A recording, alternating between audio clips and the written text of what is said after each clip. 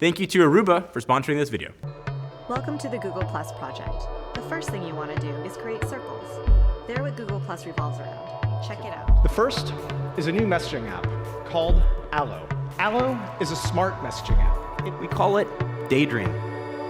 Google is different than pretty much every other tech behemoth out there.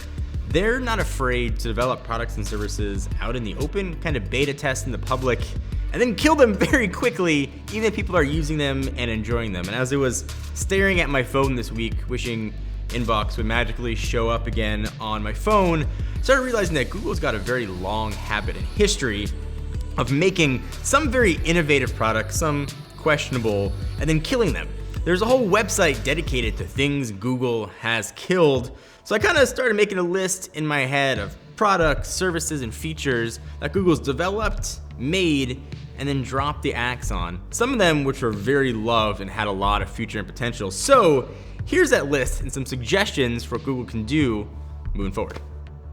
So I think this conversation has to start with messaging. And for comparison, iMessage came out in 2011, so Google's had the better part of 9 years.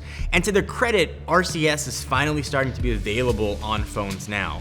RCS is kind of iMessage for Android. You get notifications when people see messages, you can see when they're typing, send higher resolution stills and videos. It gives you all of those same features. But it took this long, and it's surprising. You would have expected a company like Google to push their weight around, to force carriers, if you want to use Android, to force OEMs to sort of make this a standard. It was a big gap in what Google and Android could offer. Now, they had tries. They were sort of a lot of times at bat to get messaging right. So there was Google Hangouts. It was a try, and a valiant one at that. It kind of combined instant messaging and chat into one. Didn't work. Google Allo is a big one that comes to mind. I was a big fan of Allo. I think what it did was a really good job providing an all-in-one messaging platform that worked across Android. And I was disappointed when it was killed. I still use Duo, which is used for video calls. I wish they would have stuck with Allo. I think it had a lot of future and potential, but here we are now, 9 years later, and Google appears to finally be getting messages right. Say what you will about Google, but they reinvented email with Gmail, and their Google services are almost the de facto for businesses for emailing. And they've also had really good companion apps to go with it. The Gmail app is really solid, but Inbox was something new, something a lot of folks loved to use. It made email more personal.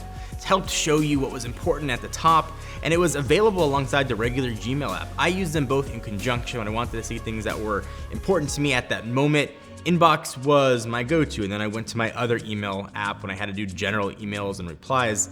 And people really loved it. The reviews of it were amazing. And then one day Google's like, hey, we're gonna kill it, so find something else. And that was a surprise move, especially an app that was so loved. And what's even more surprising was it wasn't even a replacement. So not every Google product is loved, and Google Plus probably falls into that, like, hey, we tried a social network, let's bury it alongside Apple's Ping and forget it existed. But Google tried to build the social network, and they called it Google Plus, and they tried so hard to make Fetch happen, they integrated it with YouTube.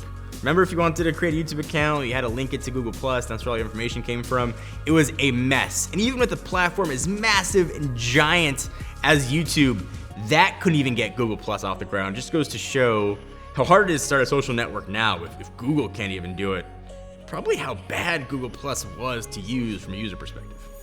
If you followed the channel for a while, you know that my house is where all wireless signal goes to die. I have metal studs in my wall, which means I don't get good cell service, and internet is almost always garbage. So I've been looking for a good solution to fix my internet, and Aruba is now bringing that thousands and thousands of dollar enterprise level service and hardware to the home for essentially a $79 option.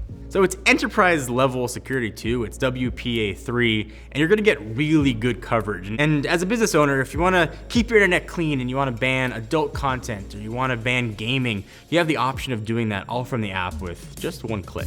Everything you need to get this up and running is going to be in the box. Setup is really simple too. You don't need like an engineering degree to figure out how to get this up and running. They make it really simple. And if this sounds like something you want to check out, we'll link to it down below. So sure, software gets a lot of the attention for Google things that have gotten killed, but hardware, the things we physically hold in our hand, been ripped out and discontinued. Now let's start with the big one, a sweet Nexus line. So Google obviously wanted their phones in people's hands. That's why they made Android. But the version of Android that consumers got was oftentimes a skinned version. You know, back then, there was Sense UI and TouchWiz, and the version of Android that users were getting was the manufacturer's version. It was Samsung's version, HTC, Sony. It wasn't necessarily what Google was giving the consumers. So they said, let's give them our version of Android and see what people think. But they didn't have their own phone division. They weren't making their own phones at the time, so they worked with other manufacturers to create a perfect union of phone and software. And the Nexus line, I got a very soft spot in my heart for it, whether it was the gigantic Nexus 6, the sparkly Nexus 4, there was a Nexus phone for everyone. And I think it was kind of the golden age of Android. And perhaps the greatest collaboration of all time, even if it didn't involve Drake, was a Google Play edition of flagship phones. These flagship phones that had crazy skins on them oftentimes, but Google offered them with stock Android. And it was absolutely amazing, glorious time in tech history. And like most wonderful things, they get short-lived. So Google obviously killed the Nexus line. It wasn't a huge seller for them. That ushered in the Pixel line of phones, which they're now making their own hardware, and it's their version of what software and hardware should be. But I look back at the Nexus line as one of my favorite times in tech. And the Google Play Edition is proof that companies can get along and play nice and deliver something that is absolutely amazing for the consumer. And could you imagine like a Note 10 Plus Google Play Edition? I would be so excited for something like that. At least have the option for something like that. But, you know, one can dream. Speaking about dreams, what about Daydream?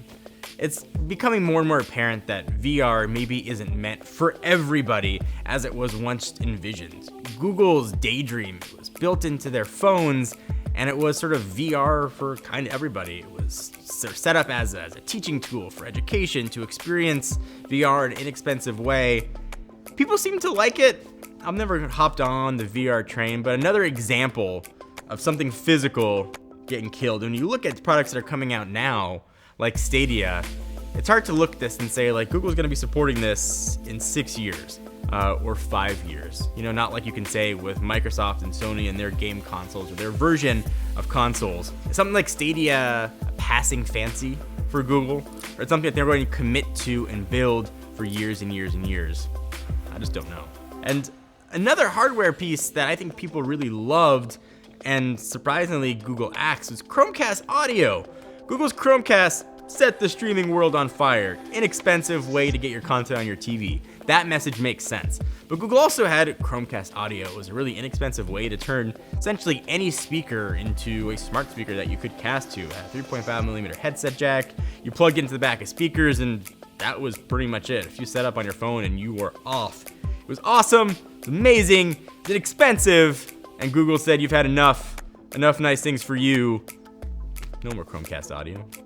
So I'm cherry picking stuff here, but there is a lot to choose from. The Nexus Q, we actually had one of these. It was a kind of a cool idea, let you stream stuff before Chromecast.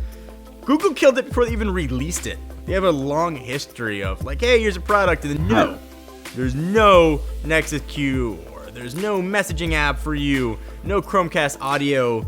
It's very interesting just how they release stuff and then pull it back immediately. We have a company with so much money. The R&D that goes into creating a product or a service is substantial, and then to just kill it shows the wealth of reserves that Google has. And they feel that a service is no longer serving a function or a product is no longer useful, they don't mind taking a loss because they got cash to spare. Wish I had cash to spare. So don't view this as nitpicking or complaining to Google. That's not what I'm trying to do here. I'm actually commending Google for trying things out in the open, and I think having the courage in a lot of ways to kill products that maybe didn't have a development future or things they felt they couldn't support. A lot of areas for improvement. I think messages are the big one there. But a company who's developing services out in the open, letting people try and experience new things, sometimes before they're ready, I think is awesome. As a consumer, I don't mind beta testing if I know that's what I'm doing. And Google's showing no signs of stopping this trend. New apps, new services, new hardware seems to be coming almost every month from them. So this video will probably get updated in like a year with new things that Google developed and subsequently killed. But there's a moral to this video. Don't fall in love with Google apps, services, or hardware, because they may not be around for that long. They're gonna break your heart.